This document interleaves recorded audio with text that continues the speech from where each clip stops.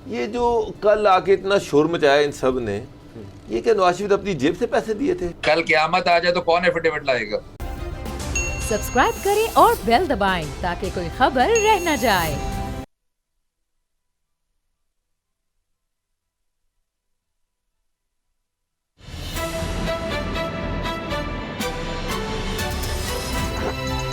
अब पता चला।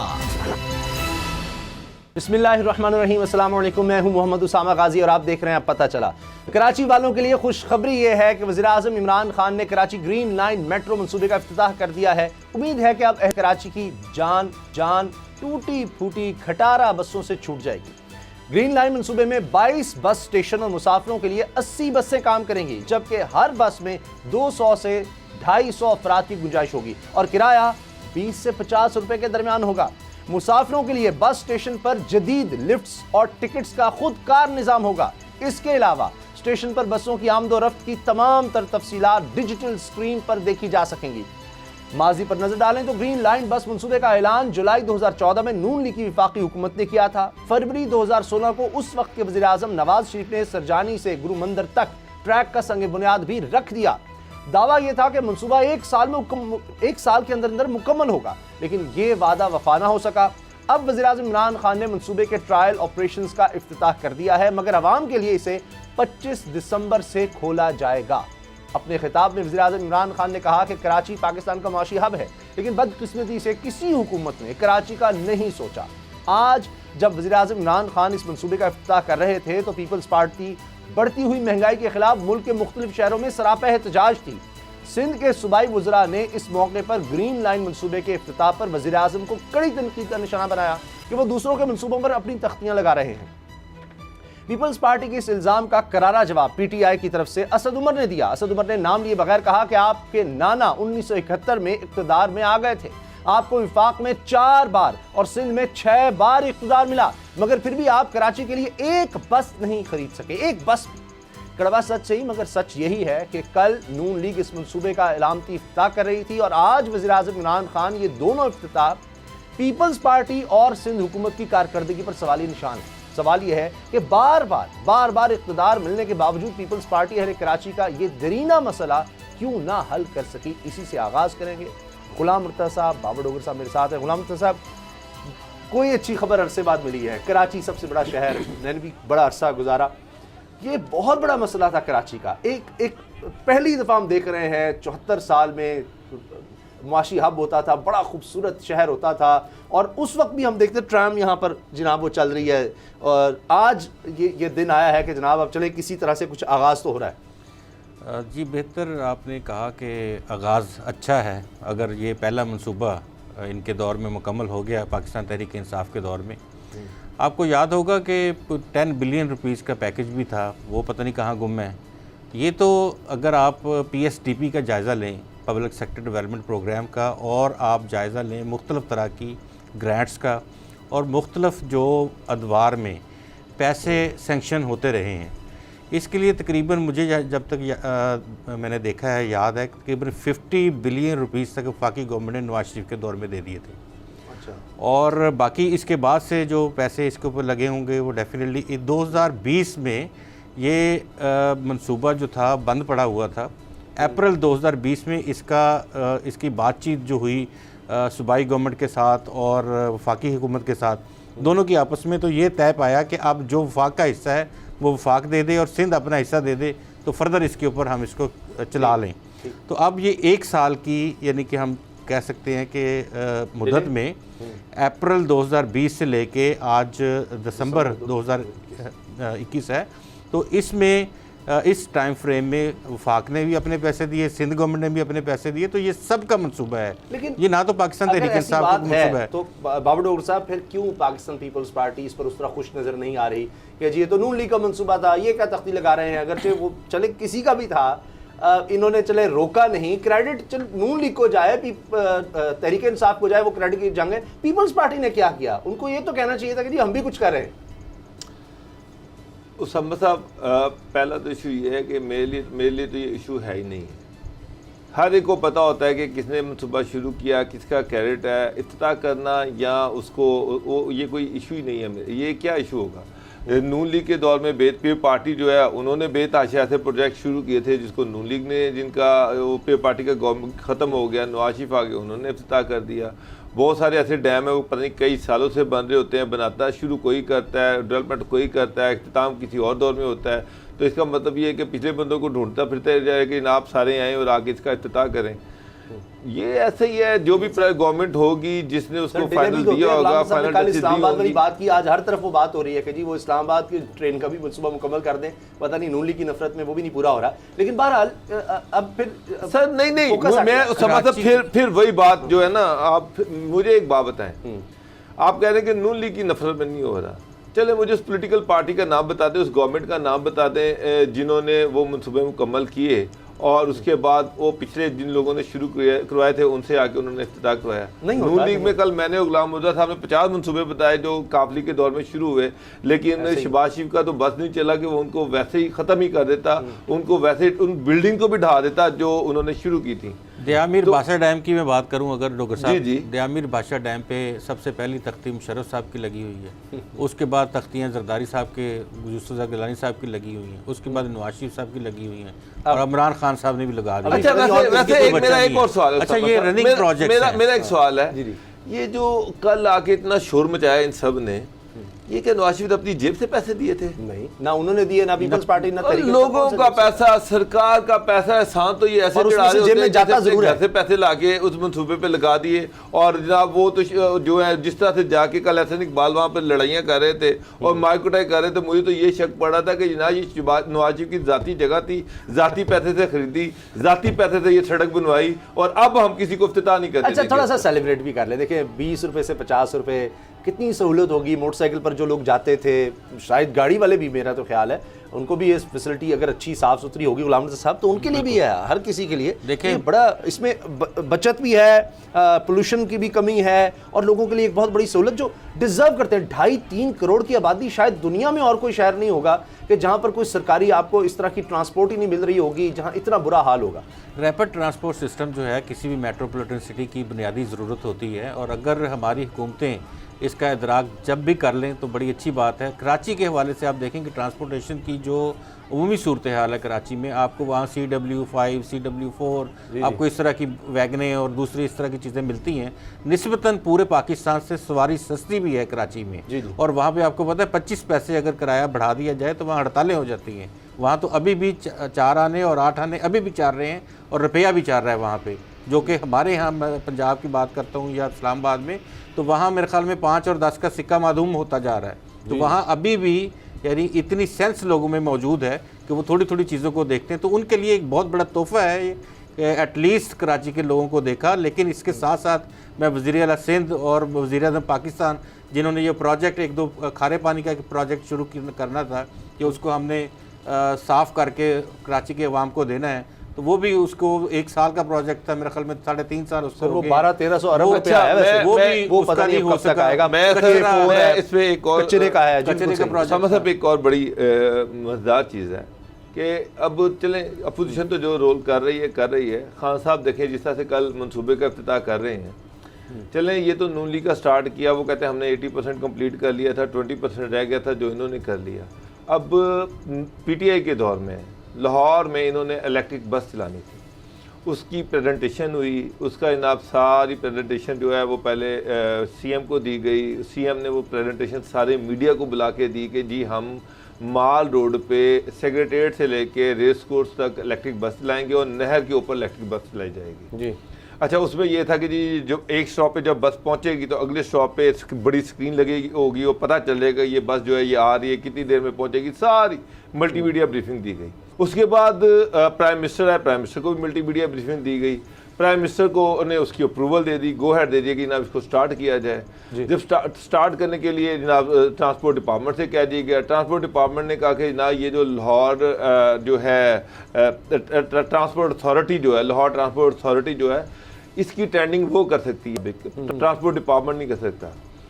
अब उसकी कोई चेयरपर्सन ही नहीं थी और उसके मेंबर ही नहीं थे, क्योंकि पहले नून लीग के इन्होंने हटा दिए, PTI के बने ही नहीं जी। CM ने 3-4 मीटिंग की चेयरमैन और मेंबर बनाने के लिए, वो सारे आपस में लड़ पड़े, गुत्थम गुत्था हुए, वो मीटिंग नहीं हो सकी। पिछले 3.5 साल से प्राइम मिनिस्टर की अप्रूवल के बावजूद, सीएम की अप्रूवल के बावजूद वो मनसूबा अभी तक स्टार्ट ही नहीं हो सका। अभी तक यही नहीं डिसाइड हो सका। पहले इलेक्ट्रिक बसें चलानी थी, बाद में कहा जी इलेक्ट्रिक बसें तो बहुत महंगी हैं, तो उसकी बजाय दूसरी बसें चला ली जाए। उसकी भी टेंडिंग नहीं हो सकी क्योंकि अभी तक इनसे अथॉरिटी नहीं बन सकी। लाहौर ट्रांसपोर्ट अथॉरिटी बना ही नहीं सके। जब मीटिंग करते हैं पीटीआई के लोग आपस में लड़ना शुरू हो जाते हैं चेयरमैनी पे। अपनी हालत ये है कि 3.5 साल में लाहौर में जहाँ पर बहुत ज़रूरत है, मार रोड पे कोई बस नहीं चलती, नहर पे कोई ट्रांसपोर्ट का सिस्टम नहीं है, वहां पर 3.5 साल से प्रेजेंटेशन से एक स्टेप आगे ये नहीं जा सकते। सर बसेस तो खैर हैं इन दोनों चलो मुझे बता दें नहर पे कौन सी बस चलती है? सर मैंने खुद देखी है वो नहर पे कोई बस नहीं चलती, आपकी इत्तला है, आप गाड़ी में वो रेड वाली सर जो बस है कोई बस नहीं सर चलती है, सर मान लें नहीं चलती, आगे तक कनेक्ट करती है, मैंने खुद देखी है। पता नहीं वैसे लाहौर की अगर बात स्पीडो या उसका नाम मैंने आज लाहौर का सूरत हाल मैंने देखी है। जी जी लाहौर में गंदगी की जो हालत मैंने आज देखी है, यकीन करें कि आज से 20-25 साल पहले हम इधर मैं पढ़ता था, उस वक्त भी ऐसी हालत नहीं थी जो इस वक्त इस स्टेट ऑफ द आर्ट दौर में ये इस वक्त जो लाहौर की हालत है। नहीं तो इमरान खान साहब तो कह रहे हैं कि सर आप हम बात कराची कर रहे थे, आप उसी में तगड़ा मेयर आ गया तो कराची न्यूयॉर्क या तेहरान बन जाएगा। अच्छा सर कराची में भी कूड़ा करकट का भी मसला रहता है, ये तो चले हम इसको सेलिब्रेट करें, अच्छी बात है, जिस तरह भी हुआ ये एक बड़ा मसला था। अभी इसको और ज़्यादा फैलना चाहिए लोगों के लिए, ये जो पब्लिक ट्रांसपोर्ट है कराची वालों के लिए वो डिज़र्व करते हैं। लेकिन सर सीवेज का निज़ाम, मैंने एक दिन इस पर पूरी रिपोर्ट देखी, इतना खूबसूरत निज़ाम था, छोटे छोटे नाले जा रहे हैं जी, वो फिर बड़े नालों में शामिल हो रहे हैं। कराची का एक पुराना एक कमाल था, एक पूरी एक रिवायत वहाँ नज़र आती है, कल्चर नज़र आता है, सफाई के हवाले से भी बहुत बेहतर था, पब्लिक ट्रांसपोर्ट उस लिहाज से बहुत बेहतर। चले पब्लिक ट्रांसपोर्ट का कुछ ना कुछ आगाज़ तो हुआ, अभी हम ये नहीं कहेंगे कि जनाब ये काफ़ी है, मगर कूड़ा करकट, सीवेज का, पीने का साफ़ पानी, उस तरफ क्रेडिट ले लें कोई पीपल्स पार्टी, कोई उधर मुकाबला कर लें, कोई चले अब नून लीग की तो अभी नहीं, तहरीक इंसाफ उस तरफ बढ़ ले, वहाँ भी जाकर तख्ती लगा दे कि जी ये तो हमने मनसूबा भी शुरू किया और बना भी दिया जनाब, पीने का साफ पानी, कूड़ा करकट मसला कर दिया। 100 फुट डाई के ना तकरीबन 100 या 120 फुट डाई के 1900 में ये सीवरेज पाइप जो थे वो डाले गए थे, जो पुराना कराची है उसमें। अब आप अंदाज़ा लगा लें कि उन लोगों की उस वक्त की सोच क्या थी, यानी कि 120 फुट या 100 फुट के डाई के पाइप्स, और कैसे वो बनाए गए होंगे उस वक्त, और किस तरह से वो कभी जो छोटे नाले थे वो तो बंद ही हो गए ना, उधर तो बिल्डिंग्स बन गई तो अब मिलते भी नहीं है, कचरा कुंडियाँ बन गई, चाइना कटिंग हो गई, लोग वहाँ पे अब जो जितने पिछले ये अदवार गुजरे हैं 5-6, इन तमाम अदवार में आप 40 सालों में पिछले में देख लें, कराची का हर नाला, कराची की हर नदी तजावज़ात का गढ़ बन गई। वहाँ पे जो खाली जगह थी उसके ऊपर कब्जे हो गए और कराची गंदे से गंदा होता गया। लेकिन हकीकत बात यह है कि इसमें सबसे बड़ा किरदार 2 जमातों का है, जिसमें MQM भी शामिल है और पीपल्स पार्टी की शामिल है। यहाँ इसमें तहरीक इंसाफ को वहाँ भी ब्लेम गेम हमें नजर आती है, ब्लेम गेम हर चीज़ में हमें नजर आती है। ब्लेम हमारे यहाँ कोई नहीं लेता, क्रेडिट के लिए हर कोई पहुँच जाता है। लेकिन बाबर डोगर साहब, एक जरदारी सब पर भारी, ये नैब से फिर रिकॉर्ड गायब हो गया जरदारी साहब का, ये हैरान को नहीं समझ नहीं आती। सर ये अलमिया है वाकई, आप यकीनन हंसी भी आती है, लेकिन साथ इस पर बंदा क्या करे। कभी हमें बरतानिया से रिकॉर्ड गायब होता नजर आता है, कभी यहाँ नैब से, पहले भी इस तरह से होता रहा है। ये क्या हो रहा है, चक्कर क्या है, गायब हो गया, करवाया गया है? चक्कर बड़ा सादा है, जिन्होंने नैब को रिकॉर्ड दिया था वो नैब से रिकॉर्ड वापस उठा के ले गए हैं। ये क्या बात हुई सर? देखिए सर ये क्या बात है, यानी असल चीज ये है जब जरदारी साहब को पता है कि डील किधर करनी है, किनसे बात करनी है, किन्होंने रिकॉर्ड दिया था, जिन्होंने रिकॉर्ड दिया था वो वापस ले गए। सर फिर अब क्या बनेगा, एहतसाब का नारे का क्या? सर एहतसाब का नारा क्या है, आप अच्छी डील कर लें, आप अच्छी बार्गेन कर लें तो आप क्लीन चिट मिल जाती है। शहबाज शरीफ जिस तरह से एफर्ट कर रहे हैं जी, और वो देखें वो सारे बाहर हैं। मरियम जो है वो प्रेशर डाल रही है केस के और करने के, तो उसको क्लीन चिट नहीं मिल रही। तो क्लीन चिट लेनी है तो आपको डील बेहतर तरीके से करनी पड़ेगी, अच्छे तरीके से, जिस तरह से PDM से अलहदा होना, फिर उसके बाद सेनेट का जो चेयरमैन सेनेट का इलेक्शन था वो सारे देख लें।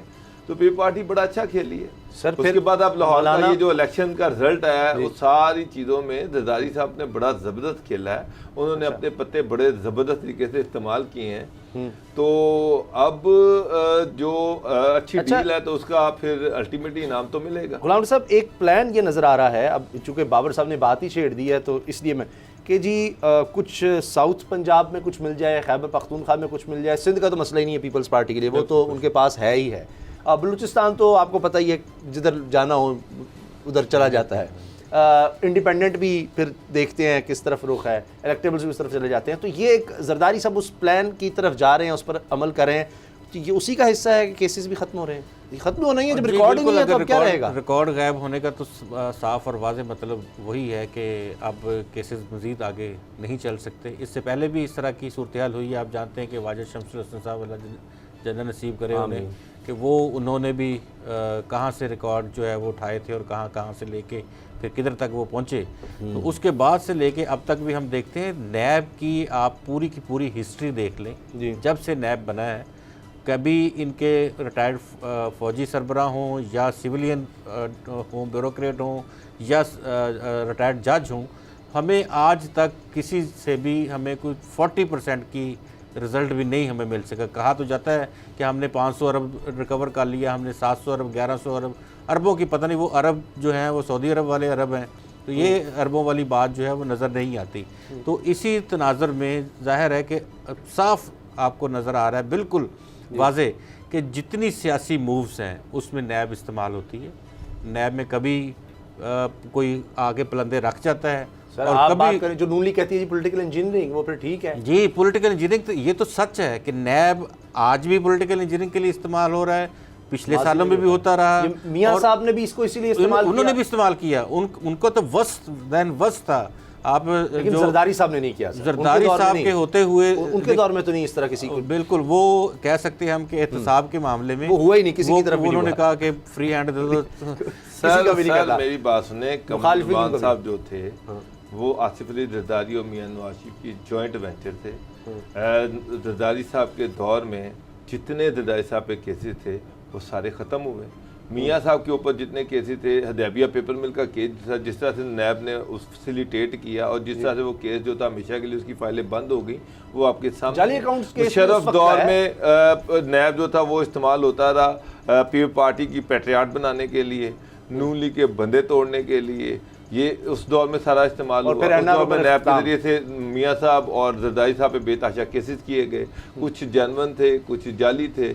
उसके बाद जब जरदारी साहब आए उन्होंने वो सारे अपने केसेस ख़त्म करवाए, मियां साहब आए, मियां साहब ने अपने केसेस ख़त्म करवाए। अब मियां साहब ने जावेद इकबाल साहब को रख लिया, उतनी देर में उनका टाइम जो था ख़त्म हो गया, तो वो जो केसेस ख़त्म करवाते रहे हैं जावेद इकबाल साहब ने वो सारे ओपन करवा दिए दोबारा। अच्छा, तो अब अब एक अगर सवाल दोबारा पैदा होता इनका है। मौका मिलेगा वो फिर नैब को यूज़ कर लेंगे। नैब ना कभी इंडिपेंडेंट था ना है, अब मुझे नहीं लग रहा कि गुलाम आने साहब, वाले दौर में आप भी अपनी होगा। बात में ये चीज़ भी शामिल कर लें कि जरदारी साहब कहते हैं जी हम इदारों के साथ भागते हैं, अदालतों के साथ भागते हैं। अच्छा, ख़त कहीं नहीं लिखा जाता स्विस अदालतों में, कहीं रिकॉर्ड गायब हो जाता है। वो शमसुल हसन साहब कहीं अल्लाह ताला उनकी मग़फ़िरत फरमाए, दर्जात बुलंद करे जी। और इसी तरह से हमने कई और केसेस में देखा। तो जो इत्तेज़ाज़ साहब कहते हैं जी सिस्टम के लाडले, ये शरीफ ख़ानदान है, तो अब जरदारी साहब ने कहा जी हम क्यों नहीं लाडले बनते। पहले तो ये होता है कि चलते रहो फिर कहीं से रिकॉर्ड गायब हो जाता है और वो ख़त्म। यानी टेक्निकल ग्राउंड्स पर कहीं मंतकी अंजाम तक वो केस ही नहीं पहुँचता, गवाह कई दफ़ा नहीं मिलते, मुनहरिफ हो गए, ये हो गया वो हो गया, प्रोसिक्यूटर चेंज हो गया, जो भी होता रहता है। तो कोई केस इनके खिलाफ बाकायदा पहुँच नहीं सका। जेलें इन बेचारों जरदारी साहब ने 10 साल से ज़्यादा काट ली, जितनी कोई सज़ाए मौत की वो होती है जनाब, वो उम्र कैद, उससे भी ज़्यादा काट ली। लेकिन जरदारी साहब भी अब शायद तो समझ गए, उन्होंने कहा बड़ी जेलें काट ली हैं, अब चलो सिस्टम के साथ पॉलिटिकल लाडले एक बनो। मिथ है कि जो पॉलिटिकल आदमी जो है, सियासी आदमी कोई भी, वो जितना अरसा जेल में गुजारेगा उतनी उसकी कहते हैं कि पाकिस्तान के अवाम में उसकी वर्थ बनती है।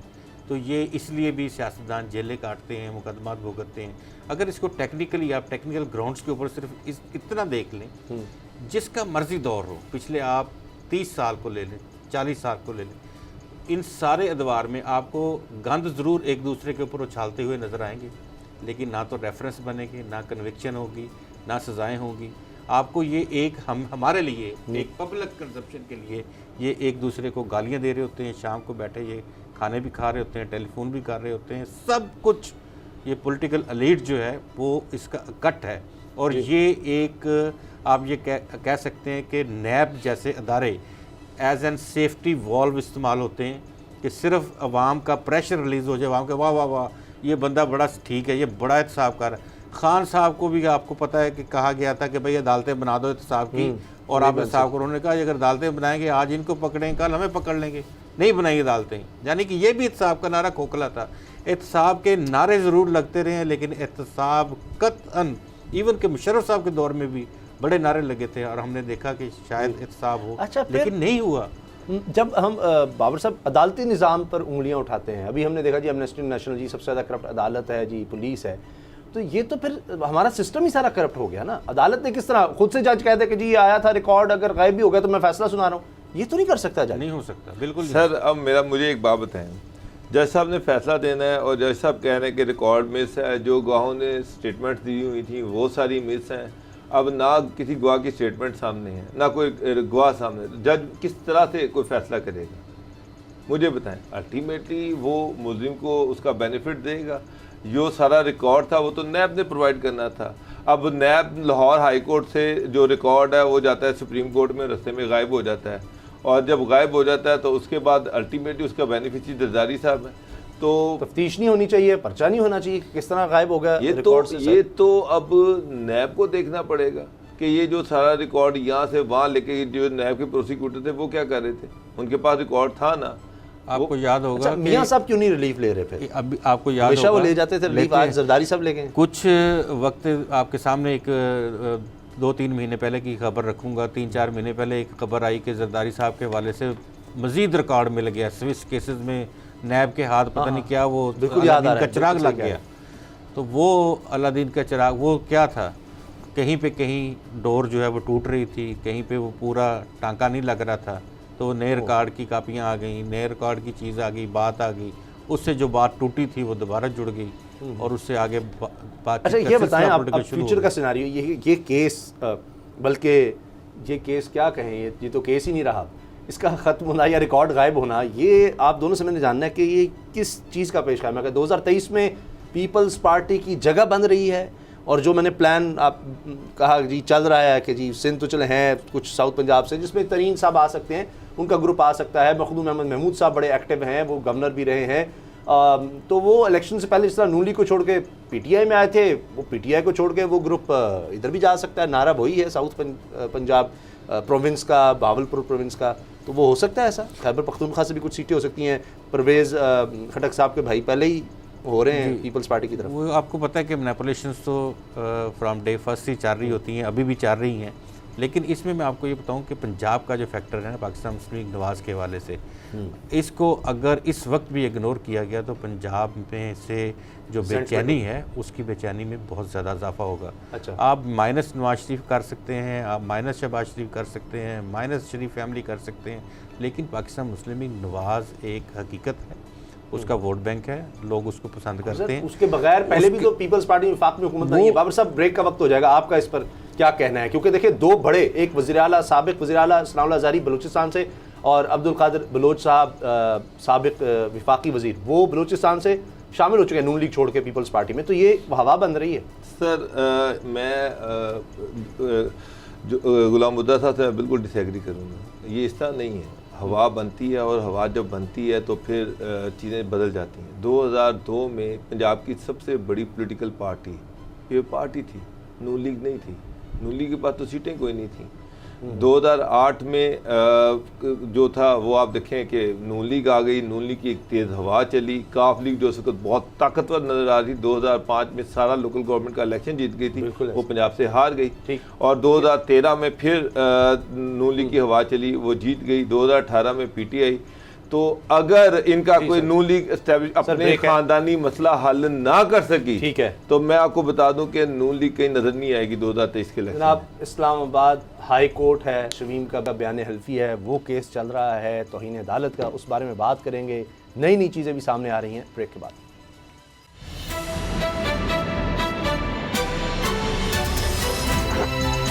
अब पता चला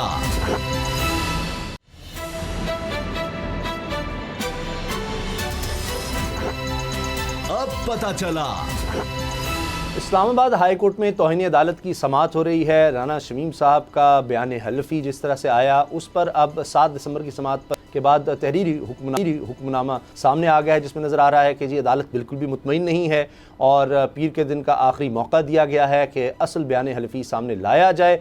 और इसमें यह भी है कि जी बादी नज़र में, यानी बज़ाहिर जिसको हम कह सकते हैं आम अल्फाज में, कि नेक नीयती नज़र नहीं आती। अदालत को सेटिस्फाई नहीं कर पा रहे कि बयान हल्फी उन्होंने दिया क्यों, और 3 साल बाद वो क्यों मजबूर हुए दिया, और फिर बरतानिया में दिया, कोई वजह नहीं समझ आ रही। और इसमें मीर शकील रहमान साहब के जवाब से भी अदालत मुतमईन नज़र नहीं आती। गुलाम नबी साहब, अभी तक कोई ख़ास पेशरफ्त नहीं हुई है कि जवाब जमा हुए हैं, जवाब तसल्ली बख्श नहीं है। अदालत बिल्कुल भी सेटिस्फाई नहीं हो पा रही कि ये सारा हुआ किस तरह। ना छापने वालों से वो जनाब कह रहे हैं जी हमने तो बस छाप दिया था, हमारा तो कसूर नहीं है। राना शमीम कहते हैं मेरा तो कसूर नहीं, मैंने छापने के लिए थोड़ी दिया था, मैंने तौहीन अदालत इसलिए नहीं की कि एक प्राइवेट चीज़ थी छुपा के रखी हुई थी, उसमें जो भी लिखा हो तौहीन अदालत तब होती जब मैं देता। और वो कह रहे हैं जी हमने तो जो था वो छाप दिया, हमारा कहाँ है कसूर है। जो इस्लामाबाद हाई कोर्ट है, देखिए बिल्कुल वो इस्लामाबाद हाई कोर्ट के चीफ जस्टिस भी और दीगर साथी जजेस उनके वो वाक़तन करब में हैं, और उनकी जो हमें ऑब्जर्वेशंस नज़र आ रही हैं, जिस तरह से वो इस केस को चला रहे हैं, वो तमाम चीज़ें हमें वाज़े तौर पे ये बता रही हैं कि उनकी पूरी कोशिश है कि इस हर हाल में ये एफिडेविट जो है वो शामिल हो जाए अदालती कार्रवाई के अंदर।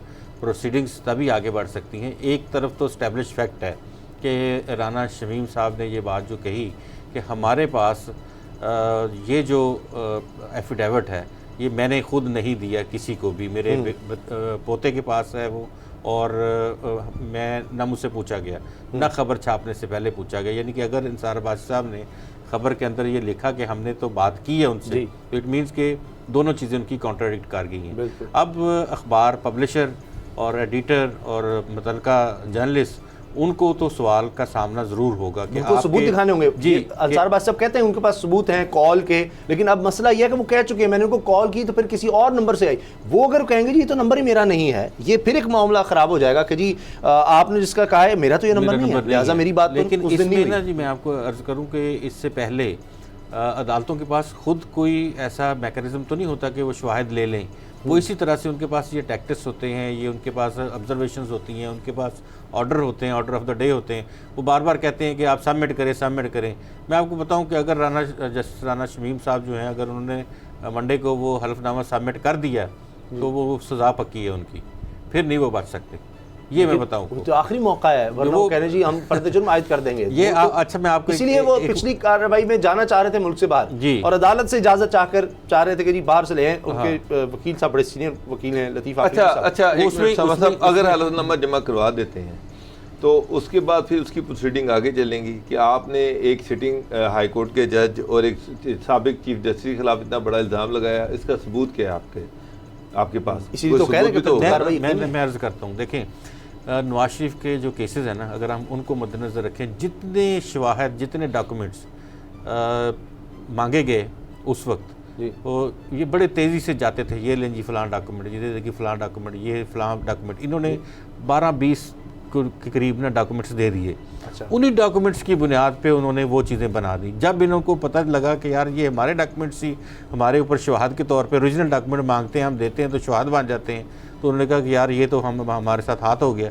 इन्होंने फिर अपना हाथ रोक लिया। वो मांगते रहे फ़लाँ चीज़ दें, फ़लाँ कहते यार ये, क्योंकि बारे सबूत जो होता है वो मदई के उस पे होता है, कहते हैं जी आप कर लें, आपने इल्ज़ाम लगाया में आप बात जी अभी जो सूरत हाल है, देखिए अदालती कार्रवाइयों में हमेशा होता ही ऐसे है, ये डॉक्यूमेंट्स सीख करती है अदालत, मांगती है कि दें, जो ही अदालत ये उनके पास चला जाएगा, उनके पास एक ओरिजिनल चीज उनके हाथ आ जाएगी। राना शमीम साहब खुद जज रहे हैं, चीफ जज गिलगित बल्तिस्तान, इसीलिए तो दे नहीं रहे, वकील उनके साथ हैं लतीफ़ अफरीदी साहब, तो लगता ये है बाज़ाहिर के वो कोशिश करेंगे कि डिले हो मामला, ही नहीं उनको बयान हल्फी ना सबमिट करना पड़े। जब वो मान भी रहे हैं उसके कंटेंट, बयान हल्फी भी आ गया, तो फिर उनके लिए तो वो बाबर साहब जो आप कह रहे हैं साबित के फिर वो कैसे करेंगे कि ये जो बातें वो कर रहे हैं ये हुई थी, और दूसरा बंदा जो है वो कोई दूसरी तरफ मियाँ साकिब निसार, पहली बात यह कि जी उन्होंने ये बातें की, कोई गवाह लाना पड़ेगा, और फिर ये कि वो दूसरी तरफ कोई बंदा था। लेकिन उसामा साहब उससे आगे भी देखें ना, वो तो साबित नहीं कर पाएंगे।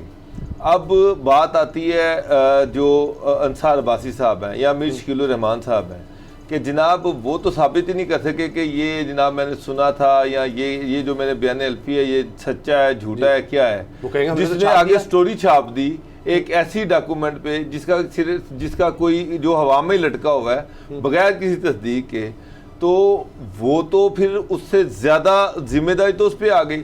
उसने तो कहा जी मैंने तो ये बयान अल्फी लिख के लॉकर में रख दिया था। तो जनाब जिन्होंने छापा है उन्होंने पब्लिक तो उसने किया। सर, वो कहेंगे उस स्टोरी हम की सोर्स तो नहीं बुनियाद बताएंगे। पर ये नोटिस हुआ। ये जो कंटेम्प्ट की सारी बुनियाद है वो असल में वो स्टोरी है, और वो स्टोरी अगर ना होती तो ये बयान अल्फी अगले 100 साल भी पड़ा रहता, किसी को पता ही ना चलता। तो असल मेरे नज़दीक असल जो मुलजिम है वो अंसार अब्बासी साहब है और मिश्किल रहमान साहब हैं, जिनके अखबार में ये छपा, और उनको अब अदालत ये पूछेगी कि जनाब एक फेक डॉक्यूमेंट जिसकी कोई हकीकत ही नहीं है उसकी बुनियाद पर आपने एक सिटिंग जज और एक चीफ जस्टिस जो रिटायर्ड हैं उन पे जो इल्जामात लगाए हैं अब आप साबित करें। हाँ, उनके डिफेंस में आपको ये बताता हूँ, ये कह कहते देना हैं- ये कह देना जी। कि जी शमीम साहब से मेरा राब्ता हुआ, ये रिकॉर्ड है, ये काफी नहीं है। वो कहते हैं हमने तो नाम भी नहीं छापा। यहाँ पर हमने सामा साहब मेरी जज बात का सुने, नाम भी नहीं मेरी छापा। बात सुने, मेरे पास यहाँ पर 100 हेरसे की चीजें आती हैं। जी, जी। मैं कोई बंदा आके कुछ भी कहेगा कह चीफ दे। जस्टिस के खिलाफ मेरे पास ये चीज है तो मैं क्या उसको छाप दूंगा, जब तक कि मैं उसको टोटली उसको हर चीज उसकी देख लूंगा कि ये इस काबिल है या नहीं है। और असल चीज तो ये लग रही है कि ये एक कैंपेन थी, ये कैंपेन का हिस्सा था जो लंदन केस से लगा हुआ है, चली, जी। और उसका मकसद ये था कि मरियम का जो केस है उस समय जज को अंडर प्रेशर लेके आना। ये बात आपने बड़ी जो जबरदस्त कि की है। इस्लामाबाद हाई कोर्ट ने बड़े जबरदस्त तरीके से उसको काउंटर कर लिया है, और ये जो एक साजिश थी इसको खत्म कर दिया है। अब इस साजिश के जो सारे हिस्से थे जी। उनको बेनकाब करना है। कि मसला सवाल ये है कि वो कहते हैं कि जी मैंने लॉकर में रखा था, तो अंसार अब्बासी साहब के पास ये डॉक्यूमेंट कहाँ से आया, इसकी कॉपी कहाँ से आई, उन्होंने कहाँ से हासिल की, किसने दी, क्या जो ये कह रहे हैं कि ना ये मैं पहले लॉकर में था फिर वो मेरे भतीजे के पास चला गया, भतीजा अंडरग्राउंड है, ये जो कहानियां हैं ये भी देखनी पड़ेंगी। और ये काफी वहाँ नहीं है कि अंडरग्राउंड हमने- जो भतीजा है उससे ये अंसार अब्बासी तक कैसे पहुंच गया ये भी देखना पड़ेगा। ये मैं आपको बताऊं ये इतने आसानी से कोई बच नहीं सकेगा इस केस में। ये सिर्फ कह देना अंसार अब्बासी साहब का जी मैंने तो नहीं नाम छापा था जज साहब का, उस पर इस्लामाबाद हाईकोर्ट चीफ साहब कह चुके हैं ये तो उससे बड़ा आपने क्राइम इसलिए कर दिया कि सारे जज ही मशकूक हो गए कि किसी भी जज को इन्होंने किया हुआ है। तो ये बात भी हुई है अदालत में कि जी ये बयानिया एक बन रहा है मुसलसल अदालतों के खिलाफ, खासतौर पर इस्लामाबाद हाईकोर्ट के खिलाफ, कि यहाँ पर इन्फ्लुएंस होता है। ये एक बयानिया नहीं, एक तसलसल है, और उसी तसलसल में ये चीज़ सामने आ जाती है। चाहे वो आप ऑडियो भी देख लें, कभी कोई और चीज़, अभी कहा जा रहा है वीडियो, अभी बार बार कह रहे हैं कैप्टन गुज़िश्ता दिनों एक समाअत जारी थी केस की, चीफ जस्टिस अतर मिनल्ला साहब भी समाअत कर रहे थे। उसमें उन्होंने कहा कि पहले उन्होंने ये कहा कि इस्लामाबाद हाई कोर्ट में कभी आज तक किसी ने किसी को प्रेशराइज करने की कोशिश नहीं की, किसी जज को प्रेशराइज करने की कोशिश नहीं की गई, और ये फैसले जो होते हैं हमारे ये आज़ाद अदलिया के फैसले हैं सारा कुछ। अभी ये कर ही रहे थे तो एकदम पता नहीं उन्हें ख्याल आया, तो बाद में वो कहते हैं, साथ ही उन्होंने उस प्रोसीडिंग के दौरान कहा, उसने कहा मेरे होते हुए जब से मैं चीफ जस्टिस हूँ उस वक्त से के बाद से मैं बात करता हूँ। बात शौकत जी सिद्दीकी साहब का एफिडेविट, उनके हल्फनामे, उनकी बातें सब की सब सामने हैं। अच्छा, इसमें देखें एक ऑप्शन तो मामला वो सुप्रीम कोर्ट में है, एक ऑप्शन तो ये है कुछ सवाल पूछे जाते हैं जो कि बाबर डोगरा साहब ने आप उन्हीं लोगों से मिलते रहे जिन पर आप इल्जाम लगा रहे हैं, उनसे फिर मुलाकातें क्यों करते रहे, वो फिर उस पर गुस्से में आ जाते हैं। एक ऑप्शन तो ये है जो बाबर डोगरा साहब ने बताया। दूसरा ऑप्शन ये भी है कि अदालत को क्या वो साकिब निसार साहब को नोटिस करते हैं या नहीं करते हैं, क्या उनसे देखें हलफनामा, एक शख्स ने हलफनामा दे दिया, फ़र्ज़ करें वो सबमिट कर देते हैं कि ये मेरा हलफनामा है, वो साथ ये भी कहें कि जी अब दूसरे फरीक से भी हलफनामा मंगवाएं, वो हल्फिया बयान दे कि जी ये काम जो है वो उसने नहीं किया, या उनकी बर्डन हो जाएगा, या उनकी मोबाइल की कि फिर हलफनामे आते रहेंगे, जी मैंने दे दिया हलफनामा उसका भी लाएं, फिर हर कोई। फिर आप देखें ना, एक रिटायर्ड जनरल साहब हैं, उनको भी अब याद आ गया जनाब 1999 में बड़ा कुछ गलत हो गया था, अब उसके मुकाबले में क्या फिर अफसरों के एफिडेविट मंगवाएं। ब्रेक लेते हैं जी, ब्रेक के बाद मिलते हैं।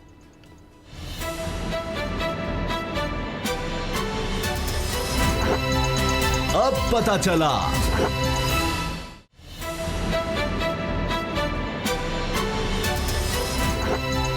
अब पता चला। मिनी बजट बस आने ही वाला है। IMF को मनाने के लिए इसका ऐलान शौकत तरीन साहब मुर्शिद ख़जाना बार बार कर रहे हैं, बार बार लोगों को बता रहे हैं, लेकिन साथ ये भी कह रहे हैं कि इससे महंगाई नहीं बढ़ेगी, आम आदमी मुतासर नहीं होगा। लेकिन बिजली की कीमत में इजाफा हो गया है ₹4.75, और इससे तो यकीनन हर कोई मुतासर होगा। गुलाम रज़ा साहब, एक तरफ खबरें आती हैं कि जनाब अब महंगाई कंट्रोल होने वाली है। मैं देख रहा था शौकत तरीन साहब ने कहा जी मैं भी अपने लीडर की बात करूंगा कि घबराना नहीं है, 3-4 महीने बस ये मुश्किल हैं, उसके बाद बेहतरी आ जाएगी। अब ये 3-4 महीने सिर्फ हैं और उसमें ऐसी मुश्किल बढ़ाई जा रही है, ऐसे लग रहा है कि जैसे उसके बाद तो फिर कहीं भी जाके काम रुका तो रिलीफ तो हो गई। देखिए जितना बोझ उन्होंने डालना था वो डाल रहे हैं, और जो मिनी बजट है उसकी शक्ल में भी आप जानते हैं कि 660 अरब रुपये के टैक्स छूट हैं जो कि विड्रॉ की जा रही हैं, ड्यूटीज़ वगैरह विड्रॉ की जा रही हैं।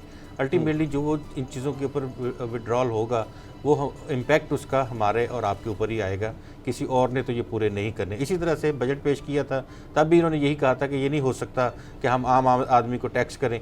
भाई जब आपका रेवेन्यू बढ़ता है तो वो रेवेन्यू कोई ज़मीन से उगता थोड़ी है या आसमान से थोड़ी बरसता है, वो हमारी जेबों से निकलता है। तो ये भी 660 अरब टैक्स का अमीर आदमी से टैक्स लेना ना, देखिए वो अमीर कमा रहा है उससे लेना है, जो ज़्यादा कमा रहा है उससे ज़्यादा लेना है। अगर तो ये देखें अपने फिगर्स में कहें कि हमने इनकम टैक्स जो है वो उसकी मद में हमने 400 अरब 500 अरब 10,000 अरब हमने इकट्ठा कर लिया है, 2,000 अरब इकट्ठा कर लिए तो हम मानते हैं।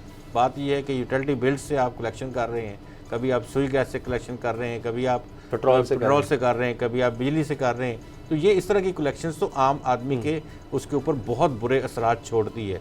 और दूसरी बात ये कि जो IMF को हमने कर दिया है अपनी खुद मुख्तारी उनके सामने हमने सरेंडर कर दी है। नहीं सर, स्टेट बैंक वाला क्या हुआ? स्टेट बैंक के हवाले से काबीना से मंजूर हो गया कि उसको ऑटोनॉमी दी जा रही है जनाब, जो IMF चाहता था, लेकिन वो फिर अब कह रहे हैं कि वापस ले लिया गया काबीना। वापस का मैं आपको बताता हूँ उसकी स्ट्रेटेजिक जो सूरत हाल है उसकी बहुत बुरी सूरत हाल है, और स्टेट लेवल के ऊपर इतनी फ़िक्रमंदी पाई जाती है इस मामले पे, इतनी फ़िक्रमंदी पाई जाती है जिसकी इंतहा नहीं है।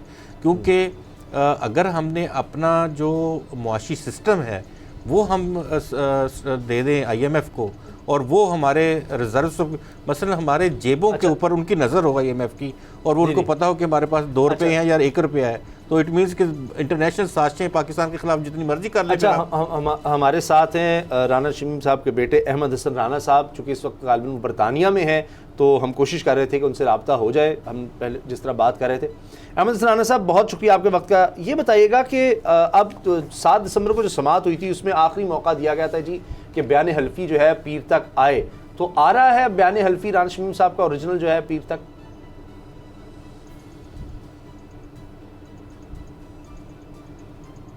ऑर्डर है अगर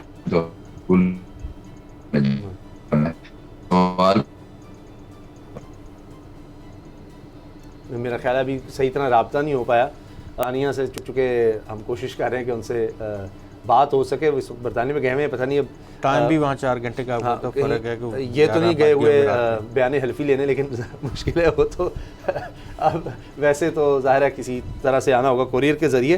हम कोशिश करते हैं उनसे दोबारा रब्ता। आपने सही कहा कि वक्त का भी बहुत ज़्यादा फ़र्क है। अच्छा बाबर साहब, जो हम बात कर रहे थे मिनी बजट के हवाले से, बिजली का ब्रेक में आपने समझाया चलें फ्यूल एडजस्टमेंट चार्जेस हैं, तो अगर तेल की कीमत में कमी हुई तो ये 4 रुपये 75 पैसे कुछ नीचे भी आ सकता है, ऐसे ही है सर? ये इसी महीने का है, ये तो दिसंबर में वसूल किया जाएगा, और नेक्स्ट मंथ ये 4.5 रुपये जो है ये अगले महीने में शामिल नहीं होंगे जनवरी में। अच्छा। अगले महीने नई फ्यूल एडजस्टमेंट होगी, माइनस भी हो सकती है, पॉजिटिव भी होती है, प्लस तो ये आगे बड़ी नहीं ये इसी तरह से ये चलती रहती है। कह रहे हैं नीचे आ रहा है बाबर साहब, वो तो इस तरह से आम आदमी पर दबाव नहीं होगा क्योंकि खाने पीने की अशिया पर टैक्स छूट खत्म नहीं होगी, ये शौकत तरीन साहब ने कहा है।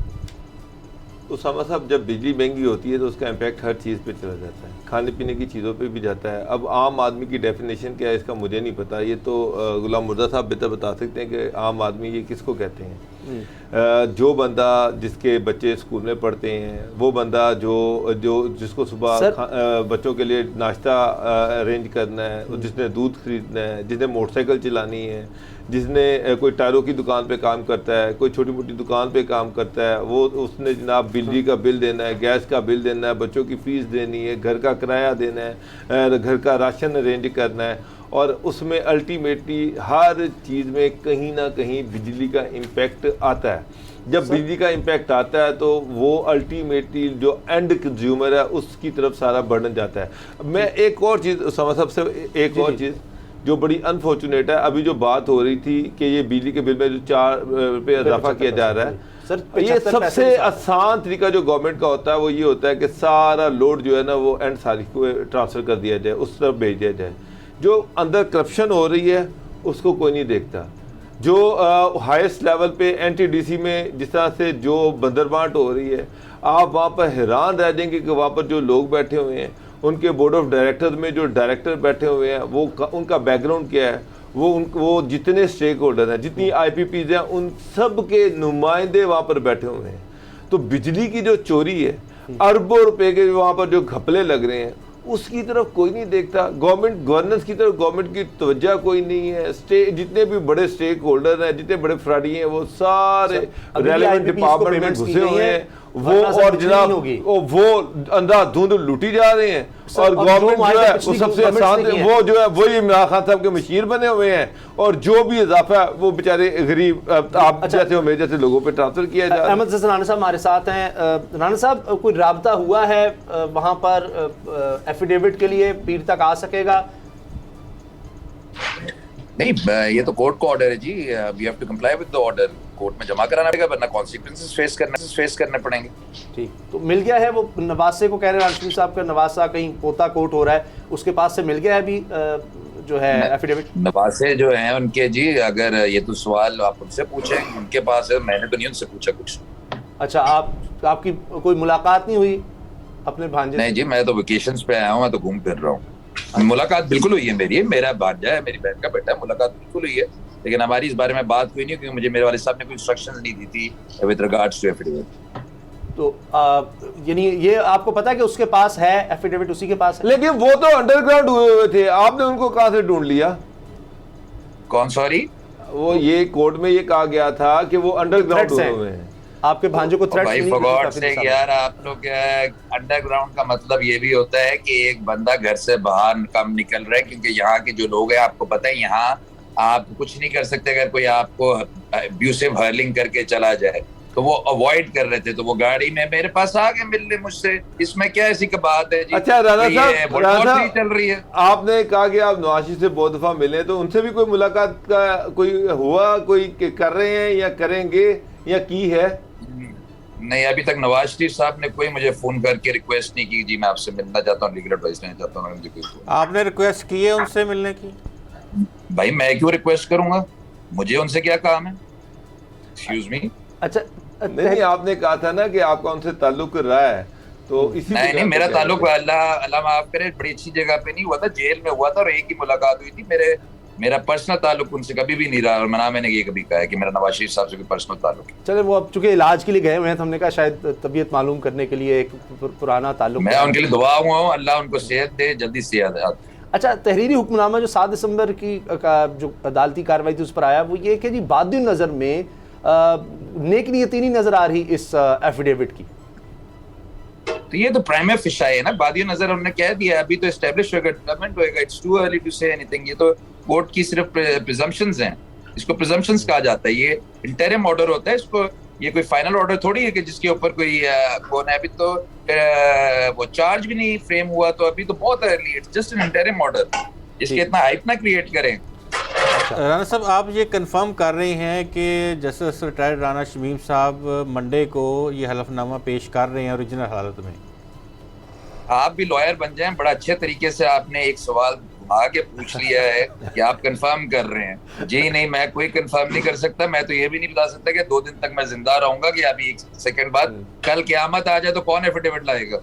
चले, वो तो अलग बात है, वो तो अल्लाह का हुक्म आएगा तो हम सब ने वापस जाना है। लेकिन आपने जिस तरह फरमाया कि मंडे को कोर्ट ऑर्डर है और उसकी कंप्लायंस करेंगे, करनी होगी हर सूरत। जी, कोर्ट का ऑर्डर है, कंप्लायंस नहीं करेंगे तो कॉन्सिक्वेंसेस फेस करने पड़ेंगे। अच्छा, जब ये प्लेस हो जाता है तो आपके ख्याल में अगली स्टेज ये होगी कि इसको ज़ाहिर है प्रूव करना होगा, तो उस तरफ भी राना साहब का सबूत है? क्योंकि अंसार बाज साहब कह रहे हैं उनके पास सब कॉल्स वगैरह डाटा सारा महफूज है, एक एक चीज़ पूछी गई थी, जबकि राना शमीम साहब कह चुके हैं जी ये तो छपने के बाद मुझे बताया गया।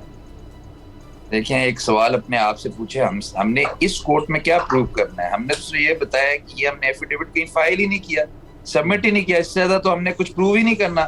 ये तो कोई इंडिपेंडेंट इंक्वायरी होगी, जुडिशियल इंक्वायरी होगी, जहाँ एविडेंस रिकॉर्ड होगी, तो वहां की बातें हैं। ये तो एक कंटेम्प्ट प्रोसीडिंग है, ये तो पिटीशन है भाई मेरे। ठीक, तो अहमद सरान साहब सर बहुत शुक्रिया, बहुत रिकॉर्ड होनी है। ठीक है, बहुत बहुत शुक्रिया। वक्त हो रहा है, लेकिन अहमद साहब ने बताया कि जी उनके भांजे से उनकी मुलाकात भी हुई है, जिनके पास एफिडेविट है, लेकिन उनकी कोई बात नहीं हुई। और अंडरग्राउंड से मुराद ये है कि जी वो ज़रा कम निकल रहे हैं, क्योंकि वहाँ वो ज़रा मुश्किल में है, इस वजह से। प्रोग्राम देखने का शुक्रिया, इजाज़त दीजिए, अल्लाह हाफ़िज़।